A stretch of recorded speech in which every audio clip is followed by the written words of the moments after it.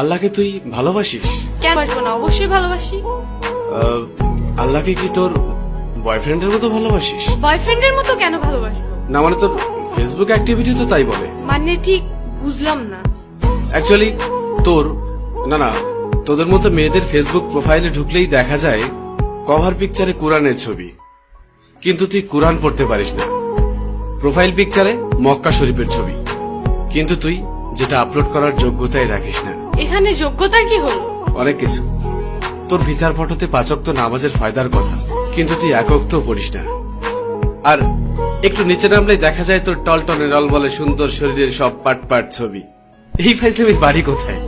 এটা কি ইসলামের অবমাননা নয়? দেখ, তোর মুখে কি আল্লাহর নামটা মানায়? তাহলে আমি কার নাম নিব? আমি মুসলিম, আমি তো আল্লাহর নামই নিব। না, তুই বা তোরা মুসলিম না। এই যে বললাম শুধুমাত্র এদেশে মুসলিম বেশি তাই তোরা মুসলিম পরিচয় দিস। অ্যাকচুয়ালি তোদের নিজেদের তৈরি করা খোদা আছে, যে খোদা তোদেরকে স্বাধীনভাবে উল্টা পাল্টা করে চলতে আর ফাউল ভাবে পোশাক পরতে বলেছে। আমি শাড়ি হিজাব এগুলি কি পরি না, নাকি সেদিন তোর চোখে সমস্যা থাকে?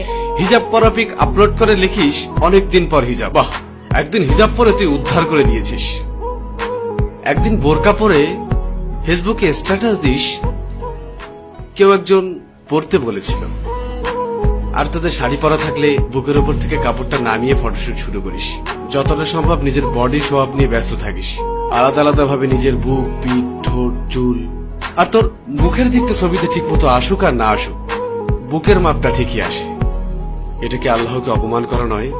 তুই নিজেকে নিজের স্বাধীনতার আদলে শরীরকে প্রোডাক্ট বানিয়ে ফেলেছিস। নোংরা সিনেমার থেকেও নোংরা তোদের চলাফেরা। এবার বুকে হাত দিয়ে বল, আল্লাহকে তুই অপমান করছিস না? বিশেষ দিনে তোর বয়ফ্রেন্ডের ক্যাপাসিটি থাক আর না থাক, তোর সাথে ম্যাচিং করে পোশাক না পরলে তোর সম্মান থাকে না। তবে একটা চমৎকার বিষয় হলো, সারাদিন তোর ডিমান্ড থাকলেও দিন শেষে বিয়ের জন্য সব ছেলে একটা ভালো মেয়ে খুঁজবে। আর তুই তো নিজেকে খারাপ বলতেই স্বাচ্ছন্দ্য বোধ করিস।